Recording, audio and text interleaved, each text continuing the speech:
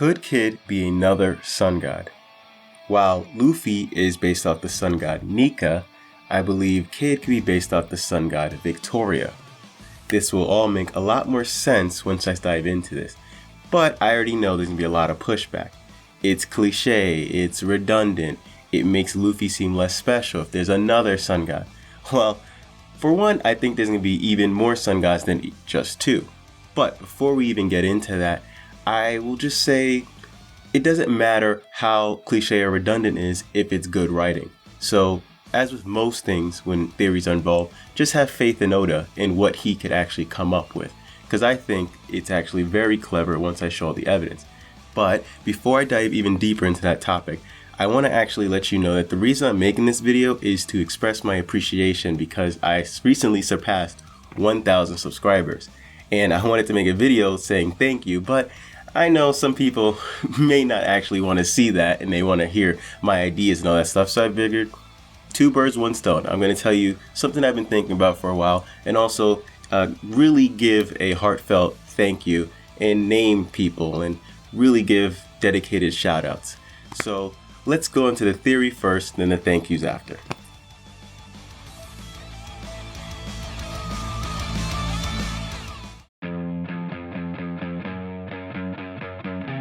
Alright, first thing I want to start off is by saying that this isn't Cope.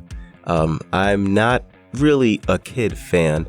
I was not of the idea that Kid even stood a chance against Shanks. I already knew Shanks was going to beat Kid. This has everything to do with what I believe is foreshadows within the story that point to the conclusion that Kid actually has the fruit of another sun god. To start this off, we're going to go with the most simple observation, and that is Kid's Jolly Roger. For some reason, it depicts him with fiery hair, which you could write off as just being a cool feature to have. And his hair is spiky, so you could see why he'd want fiery hair. But then, to add on to that, there's two fire pillars on each side of the skull, which then further emphasize the importance of fire, which is really odd because Kid does not have fire powers. Now, this may seem like such a silly, simple thing to make such a grand judgment off of. However, I actually have a good track record when it comes to this stuff because I predicted Luffy would have a sun base formed well before Gear 5th was a thing, well before Nika was even introduced into the story. I've always been speculating that Luffy would have a sun-based form. One of the big reasons I was able to predict such a thing was because my understanding of Haki. Which leads to my next point, which would be Kid's Devil Fruit. Now you might be thinking, Haki and Kid don't really go very well together. We've barely seen him use very much Haki, and especially not on the level of Luffy or even Zoro. Essentially, it works like this. The development of Haki users' mind and body eventually led to them be able to accomplish a grand or even godly spiritual feat, such as Zoro developing his Ashura. Well, a Devil Fruit user's progression is kind of the reverse, where they already have that godly spiritual power. Now they just need to work up their body and mind in order to awaken the true potential of that divine spiritual power sealed within the fruit, which is known as awakening. Which is why I believe the development of Luffy's Haki played a very key role in why he was even able to awaken Gear 5th. Not to say that it was the only reason, just that it plays a big role. If you're interested in this topic, I go into greater detail in my video essay focusing on Rob Lucci's awakening, but really the entity of awakening in general, especially by correlating it to the blossoming of Haki. Now I talk about a whole bunch more in that video essay, but this is what we need to focus on for the sake of this theory. Despite the fact that Luffy rarely used Haki pre-time skip, Blackbeard actually stated that Luffy strengthened his Haki since the last time he met him on Jaya. Mind you, he made this statement during Impel Down, well before Luffy trained under Rayleigh at Ruskina. What he did strengthen was his Devil Fruit potential. So not only am I proposing that enhancing one's Devil Fruit strengthens their Haki, but vice versa as well. Now I know it's not the most compelling argument to be made when I'm using my own theory as evidence to strengthen another theory. However, in my defense, I would like to say that I have a good track record when it comes to this stuff. For example, I predicted that seraphims did not eat devil fruits in order to use devil fruit powers, and I turned out to be right. And this is actually something we've seen in the story, but in a different way. By that, I mean the Vinsmoke children, where they have supernatural powers. They even have tough durability, like that of Arm and Haki or Lunarian DNA. We know Judge didn't feed his children devil fruits. We also know that the reason they have powers involves the lineage factor. But another thing to make note of is that Judge himself is a very capable fighter, and what he uses in his fighting style is electromagnetism. It is electromagnetism that provides a crossover between a scientific understanding of vibration and frequencies as well as a spiritual understanding of vibration and frequencies. And that's because Chi and electromagnetism are both on a spectrum. I know this stuff because I'm the real life Vegapunk. Now I know that's big-headed of me, pun intended, but I said this in a video years ago. In that video, I proclaimed that Rokushiki is actually a form of Haki. And to support this, I explained that it is a form of Haki that is on the lowest end of a spectrum, the Chi spectrum.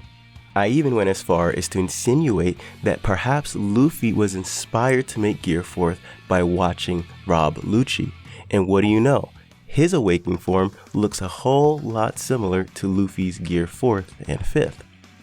And while I'm at it, I want to point out that Vegapunk helped prove another one of my theories correctly, which is that Jaguar D Saul is alive.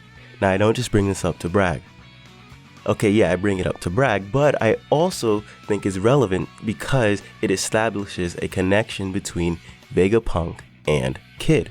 Because Kid mentioned a man with scars all over his body, and we know that Jaguar D Saul, the last canonical and chronological visual of him, isn't covered in bandages as recounted by Vegapunk. So why would Goda I actually called him Goda, like not intentionally anyway. Why would Oda make that or establish that connection right before going to Egghead and Elbaf? Is there more between Vegapunk and Kid to be seen? I say all this because I believe Kid has a lot more to do left in the story of One Piece. So there's Saul, and there's fascination with robots that tie Kid and Vegapunk together. And there's more I'll go into this video, especially when it comes to electromagnetism. And I know this is getting old, but this is yet again something I've been saying for many years. There is a connection between the way devil fruits work and the concept of light and electromagnetism. Electromagnetism is a color spectrum, or at least it contains a color spectrum, which what light is. So I believe there's a connection between Haki and devil fruits, and I believe there's a connection between light and devil fruits. So it's only natural that there's a connection between light and Haki. I know I'm all over the place, so I'll summarize the relevance of the last 7 minutes.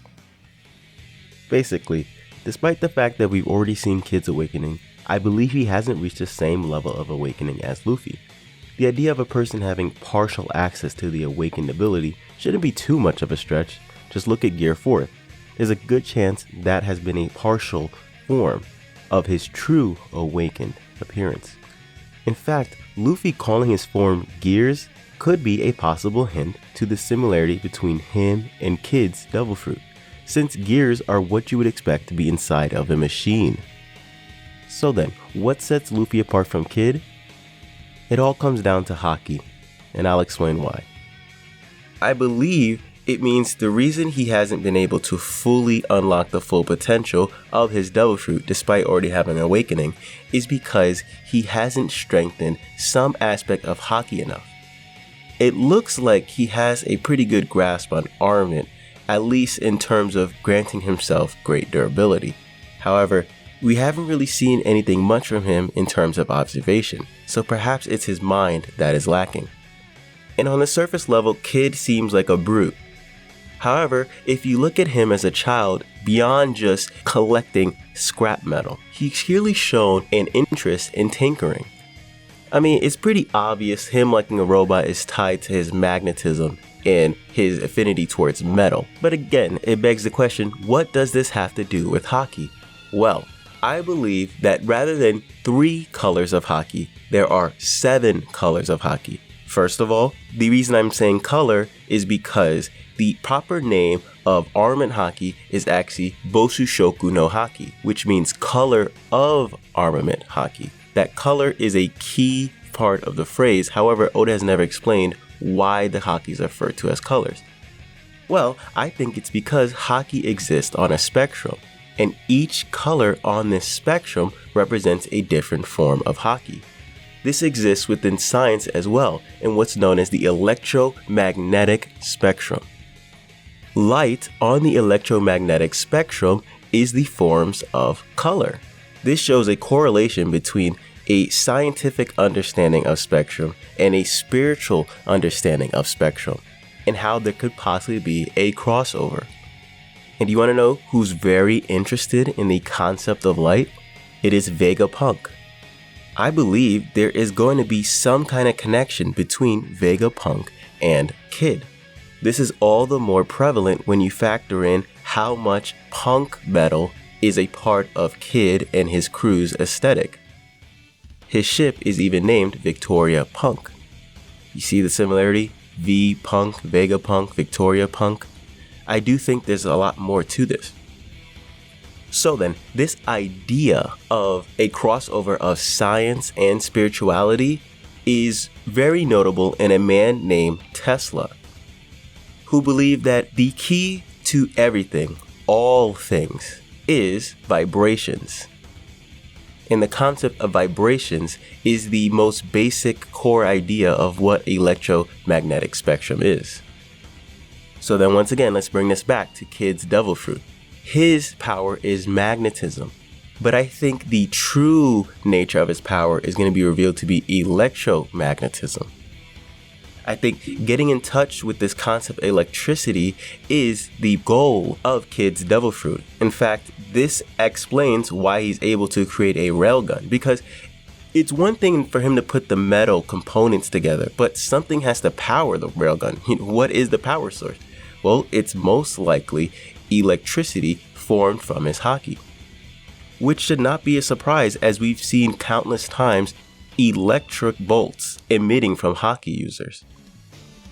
I mentioned earlier that I believe there to be more sun god fruits that we are already well aware of. We just don't realize at the moment that they are sun god fruits. I'm not going to go into detail each and every one that I suspect to be a sun god fruit, but I will say this. In order to figure out which fruit is a sun god fruit, I would say try to figure out how it relates to Haki. So, for example, Luffy's fruit is rubber, right? So what does that have to do with Haki? But one thing you gotta realize is each of his gears takes advantage of the fact that he's rubber through the concept of air. More specifically, breath. Haki actually means supreme chi. Ha means supreme, ki means chi. Well then, chi is a Chinese word that then translates to English as breath. So there is the connection. And as I've already explained with Kid, it's the concept of electromagnetism, the electromagnetic spectrum. Chi exists on a spectrum as well. At the bottom is earthly, which is black, and at the top is heavenly, which is white, similar to Gear 5th Luffy's aesthetic. Which, by the way, the thumbnail that I've used shows Kid with white, just like Gear 5th Luffy, but that doesn't mean I actually think that's what his awakening, his sun god awakening would look like. I just did that as a visual indicator to get across what I'm trying to say. Although I'm not going to completely say that it couldn't be that, I'm just not sold on the idea. Now, when it comes to explaining the sun god that is attributed to Kid's fruit, I'm going to use Luffy as an example, because I think that there's 2 sun gods attributed to Luffy's fruit. One is Nika and the other is JoyBoy. So with that being noted, I'm going to explain why I think there's 2 different sun gods attributed to Kid's devil fruit. So the first one is based off Tesla. This is because of wordplay, which Oda loves. Tesla in Japanese would sound something like Tetsura. Tetsura, because the L and the R switch. Well, Ra is a sun god. So then what is Tetsu? Well, if you were to pronounce it as Tetsu, which still sounds very similar to Tetsu, Tetsu means iron. So if you put together Tetsu and Ra, it means iron sun god. To add to this, Tetsu could be a part of Tetsuo, and Tetsuo is in reference to a Japanese cult classic film, which is about an Iron Man. That's what Tetsuo means, but not like the Iron Man that puts on a robotic suit of armor, but rather a man that starts to become metal, and so much so in tune with metal that he even can control metal, similar to Kid. The name Tetsuo might sound familiar to you because that is the same name of the antagonist of Akira, Tetsuo Shima. In fact, if you look at the design of Tetsuo Shima, it is eerily similar to Kid, especially the metal arm, and the way his arm grows large reminds me of Kid's first attack, in which he collects scrap metal together to make a large arm. I believe that Tetsuo the Iron Man and Tetsuo Shima both show the potential progression of Kid's ability, in which he doesn't just control metal, he starts to become metal himself. This actually leads to the next cult classic that I believe is being referenced in not only Kid, but Luffy and Law as well. This movie is called 5 Fingers of Death, also known as King Boxer. It's a legendary movie that is actually one of the very first international success of a kung fu movie. For the most part, it's your typical kung fu movie, but what's important is how the main character gets stronger and the power he develops. He trains in being able to manifest and harness his chi as power.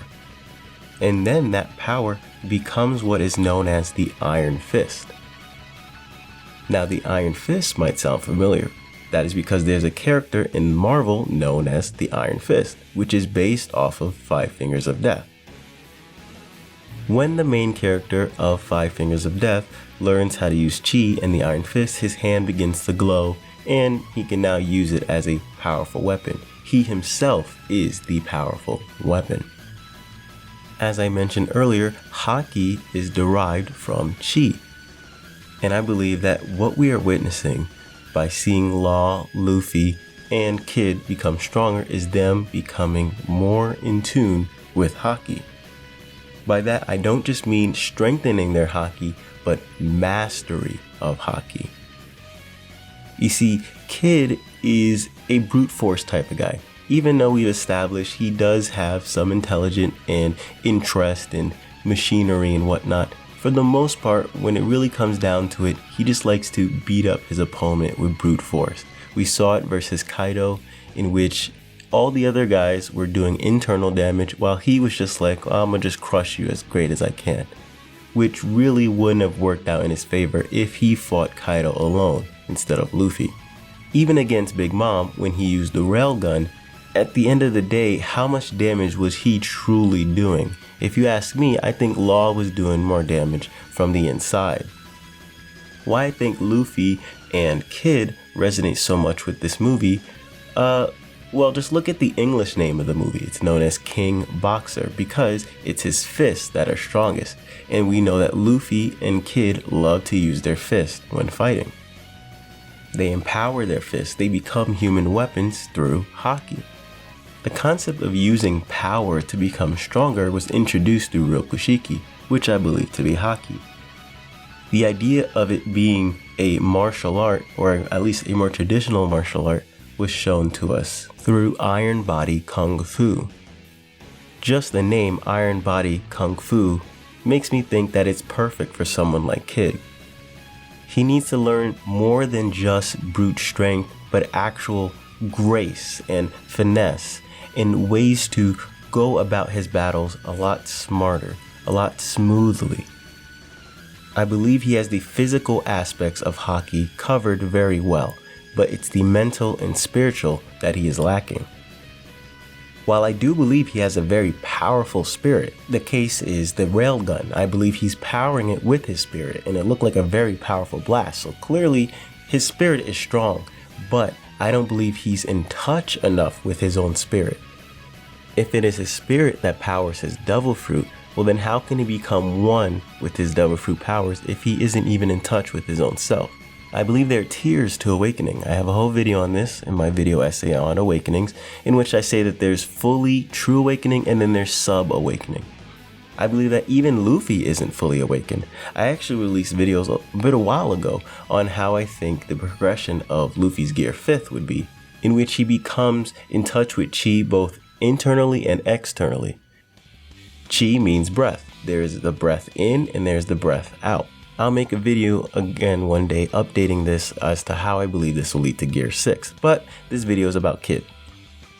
How could Kid become more spiritually inclined? Well, I think it could be sound. We know that Killer was able to do internal damage against Kaido because of sound waves. And sound is a frequency. It is on the spectrum, just like Chi and electromagnetism. In fact, earlier I mentioned Iron Body Kung Fu. Well, Kung Fu comes from China. And if you look at Apu's design, it looks very Chinese. And he also uses sound powers. To further my point, you look at Dan Qin Jiao and the Hashoken, also used by Sai and his brother, I believe was named Bu. And when they attack people, it does internal damage, just like we see with Ryo and Killer's attack and whatnot. And it often has ripples around whatever is attacked by Hashoken. So I believe that, like electromagnetism, sound is also a way to understand Haki. Luffy actually incorporates sound into his awakening because it involves his heartbeat. An element of sound was even used in Law's awakening because he was able to take away sound from Big Mom. Furthermore, Haki is often referred to as voice. Haki is the manipulation of one's spirit. Well, the person who has the power to manipulate his own spirit is also known as the Soul King and happens to be a singer. Music plays a huge role in the aesthetic of Kid's crew, more specifically in reference to punk rock. And interestingly enough, the way punk is pronounced in Japanese, or at least in Kid's case in Japanese, is Panku. And Pan is a satyr god that is famous for playing a flute. In fact, in my theory about JoyBoy being part sheep mink, I do mention that I believe he will be based off of Pan. But before I move on to that, I want to finish this by saying Law doesn't use his fist, but I said I believe he's in reference to the cult classic 5 Fingers of Death. Well, although Law isn't a traditional fighter, he does use his hand to generate his devil fruit powers. The room that he manifests comes from his hand first. In 5 Fingers of Death, the main character learns the Iron Fist and the Steel Palm. Well, Law does channel his powers through his sword, which is steel. And I believe the best piece of evidence is the fact that it is called the 5 Fingers of Death, and Law has a tattoo of death written across his fingers. Now let's move on to figure out what kind of sun god Kid's powers can be based off of. So Tetsura would be like the equivalent of what JoyBoy is to Luffy. I think Tetsura was someone who probably existed around the Void Century, around the times that devil fruits were being created. Then we have to find the Nika equivalent for Kid's devil fruit. By that I mean, I believe Nika existed well before JoyBoy, and rather that JoyBoy was the one who created the power based off of Nika. Nika is a godly figure that is questionable whether or not was real or fiction. But regardless, the tales of Nika is part of the collective consciousness that inspired JoyBoy to create said power. When you think about it, in Zoro's situation, he has a similar thing going on with Ashura. He's basing his power based off of what Ashura is, just like I think JoyBoy based his power based off what Nika is. So then, Tetsura based their power off of Victoria. Who the heck is Victoria? Well, this is very confusing if you know about the backstory of Kid, his crew, and his ship. Basically, Kid had a girlfriend named Victoria. Victoria got killed, and the other 3 main members of his crew, which was Killer, Heat, and Wire, banded together with Kid to take out this rival mafia gang or whatever that murdered Victoria. That's the origin of the Kid Pirates. It's clearly not that important, so much so that it's not even in the manga. It was actually revealed in an SBS. But that was just Oda explaining who Victoria is and why the ship is named Victoria Punk. However, I believe it gets even deeper than that. Okay, for example, one of my most recent videos is me saying that I believe JoyBoy's mother was named Mary Bell. In a future video, I even say that I think JoyBoy's original name might actually be Mary Bow. Now, I'll explain why in the future, but basically, the Going Merry is Luffy's ship, so what an odd coincidence that it has a similar name to JoyBoy and his family. But we know that the Merry-Go is actually based off the shipwright, Mary. Another example is the Sunny-Go, which was named by Frankie, and Frankie knew nothing of Nika or JoyBoy, yet still named the ship the Thousand Sunny, which just so happens to be the same fruit that Luffy ate, a sun god. So these odd coincidences, I believe, are actually clues as to the past and what these characters' devil fruit powers are based off of. So then who is Victoria, this god that I believe inspired the powers of Kid's devil fruit? Well, Victoria is actually the goddess of victory. And you want to know who else is the goddess of victory? Nika. So essentially, Nika is the Greek goddess of victory, and Victoria is the Roman goddess of victory. Alright, now it's not starting to seem so far-fetched. What are the chances that Eustace Kid, the rival of Luffy, just so happens to be attributed to Victoria, which is the same goddess as Nika? Victoria Punk can actually be a double meaning to some sort of sun god. I've already talked about how Victoria is an alternative to Nika, and how Punk can represent Pan, the satyr god. Although Pan isn't a sun god, I believe that JoyBoy will not only represent him as a sheepmink, but also the Good Shepherd, also known as Jesus Christ. I believe there's some evidence pointing towards Kid having some kind of link towards Jesus as well.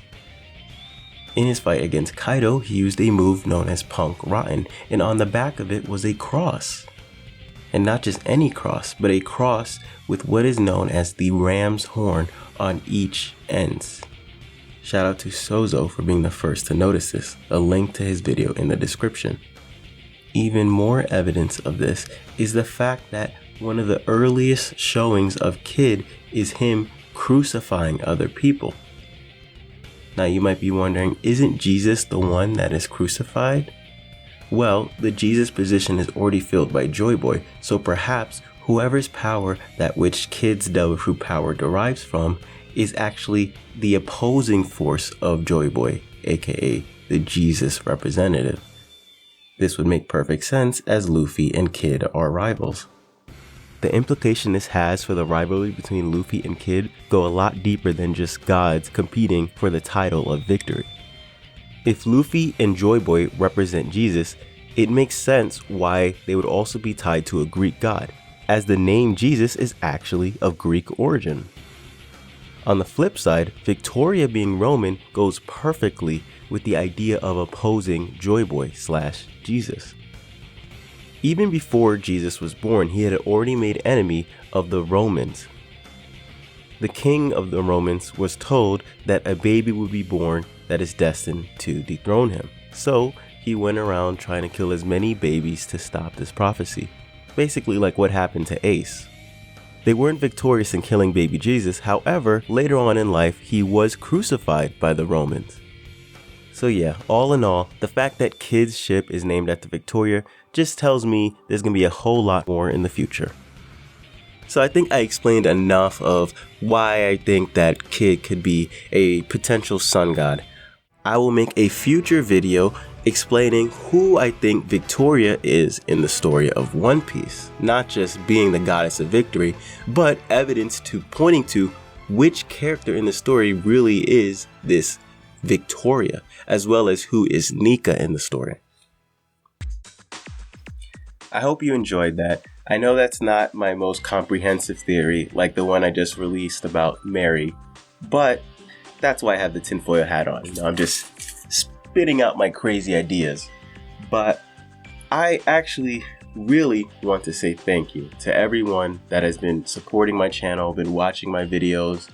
I recently just reached 1,000, and it's just crazy because I don't really look at video making as my true passion. My real passion is writing these theories and these sort of headcanon fan fiction thoughts that go alongside my theories. And video making is just something I wanted to do to create an outlet and a platform for my writing.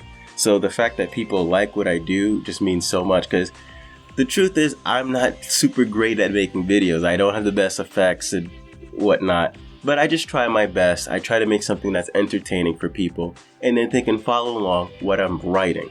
And thankfully, I have a good functioning voice so I can narrate my own stuff. So my first thank you wants to be to Split on Discord for being my 1,000th subscriber. So thank you for giving me that honor, and anybody else that subscribed after that. Next thank you is to Daksake. He had a stream with myself, Prince of all anime, Denden Kushi, Parvision, and of course Daksake. Always be on the lookout for Daksake's channel whenever there's a break week, because he's gonna have these group discussion streams that are really just so fun to be a part of, but also fun to witness, to see all these different minds coming together and spitting out all these ideas. It's incredible. But also on the actual chapters of the week, he still has often one-on-one streams with people that are really entertaining.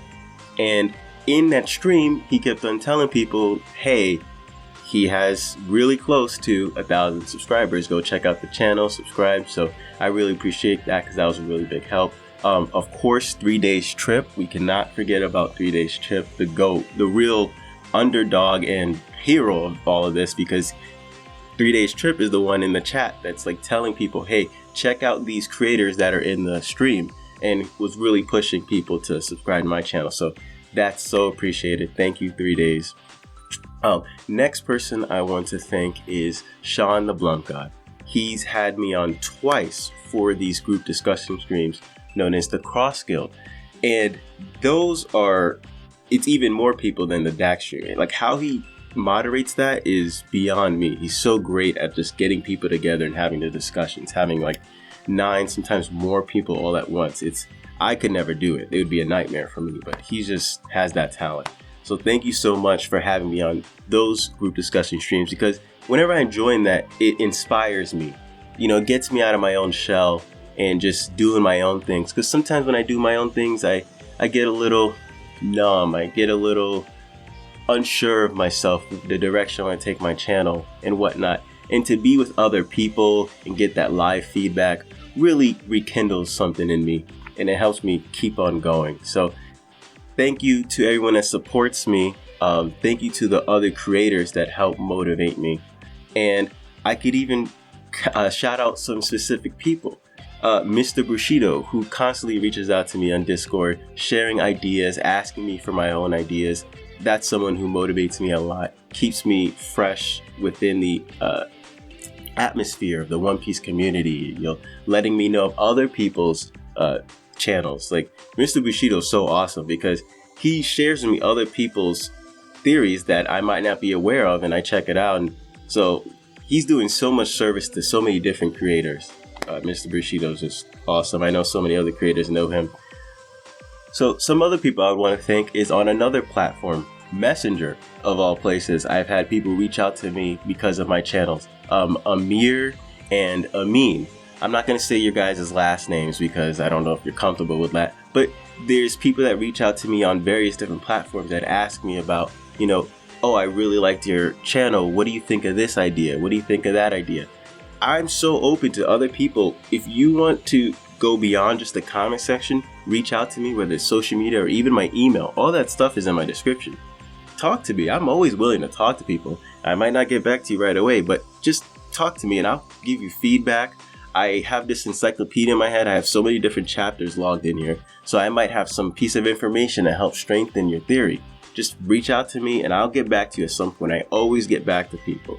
I really don't think I've ever not gotten back to somebody. If that ever happened, I'm so sorry. I didn't try to, but I always try to make sure I get back to somebody when I find the time. And there's so many other creators that inspired me and I would love to work with in the future. Some I'm already working with. There's The Last Arc, which is a community channel. So if you have ideas and maybe you don't want to make videos, but you want a platform for it, definitely reach out to Denden Kushi and The Last Arc.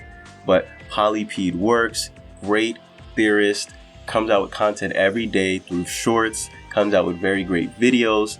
So definitely subscribe to Polypede. Subscribe to everybody I'm mentioning, but there's Desnez, fantastic artist, along with being great at making theories and videos and whatnot. There's KevDOG, Young Usopp, Rise Lucas, so many others. If I didn't mention you again, I'm sorry. It's just right off the top of my head. And then I can't thank people without thanking the people that are commenting.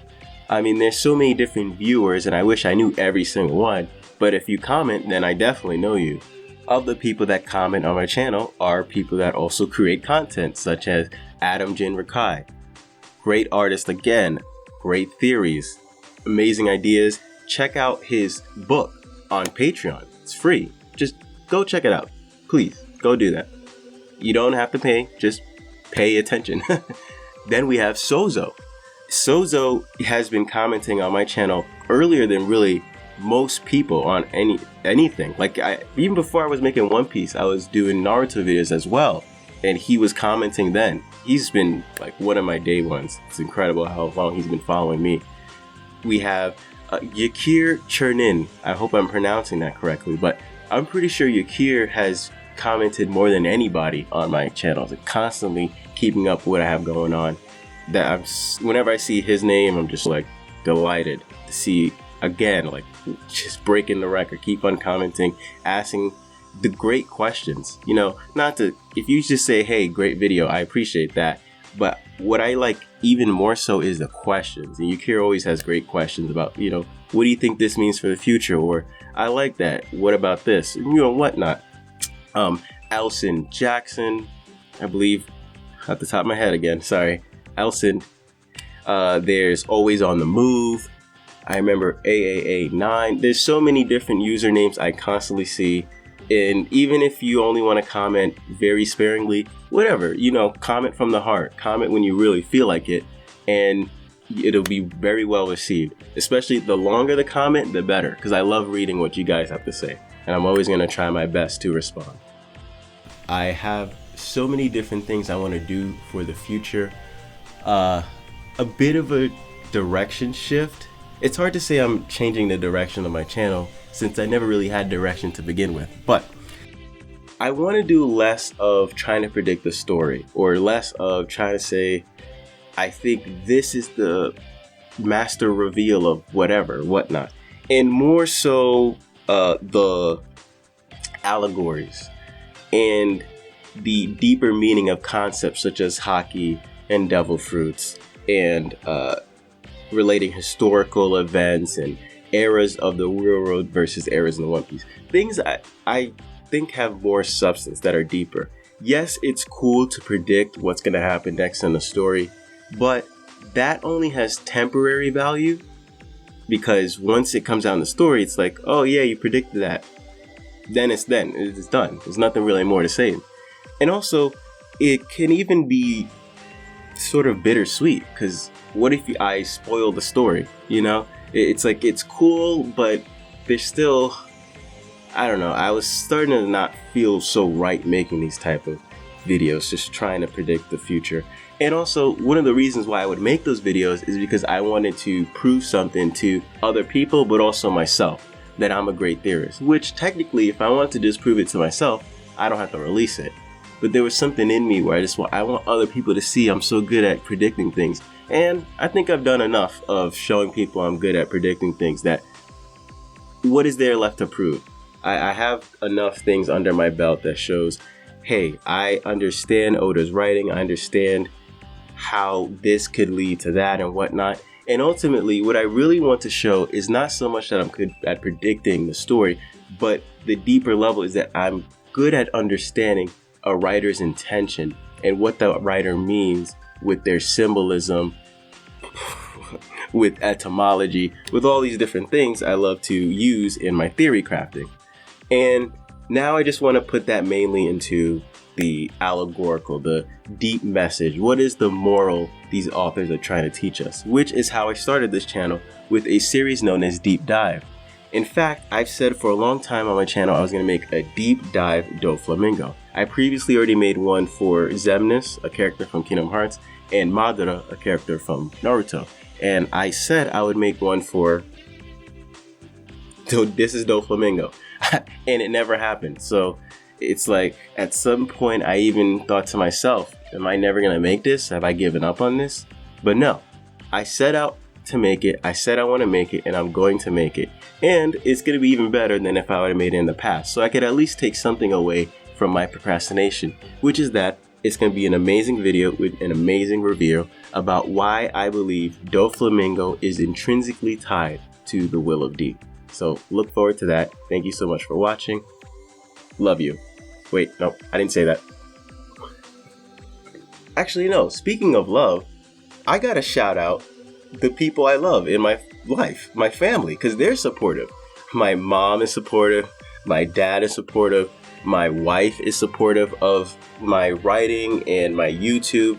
Just my friends have been supportive. So yes, also thank you to the people I love in my actual life. You know, I'll thank them in person, but I could even thank them on this video. So again, bye.